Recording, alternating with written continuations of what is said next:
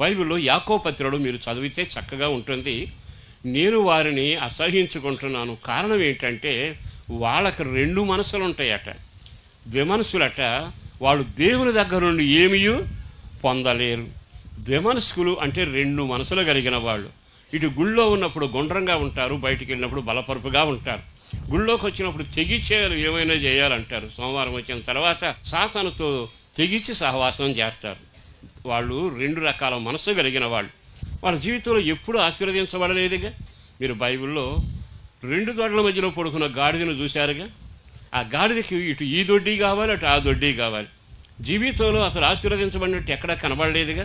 ఇటు దయ్యాల పాత్రలో కొంతమంది ఉంటారు, దేవుని పాత్రలో ఉంటారు. అంటే అర్థం ఏంటి? ఇక్కడ కనపడాలి, నేను అక్కడ కనపడాలి. మరి ఇట్లాంటి పరిస్థితిలో ఉండి నువ్వు జనం మధ్యలో గుర్తింపు పొందుతావేమో కానీ తరతరాలకు వచ్చే శాపాన్ని మూట కట్టుకుంటున్నావుగా. 2 మనసులున్న వారికి దేవుడు ఏమి సహాయం చేయలేడు. అందుకని మనం ఎవరమై ఉండాలో తెలుసా? ఆయన ఆజ్ఞ బోధిస్తే బోధించిన ఆజ్ఞల ప్రకారమే నడవగలగాలి. అంటే నీవు ఆయనను హత్తుకోగలిగితే.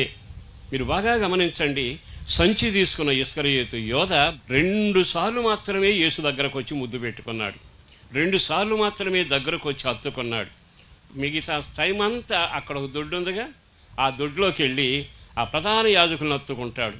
అంటే వాళ్ళ జీవితంలో ఇతను అన్నాడు, నడుస్తుంటే నా చరిత్ర బాగుంది కదా అని 10 మందిలో గుర్తింపు కలిగింది కానీ చివరికి ఉరితాడే మిగిలిందిగా.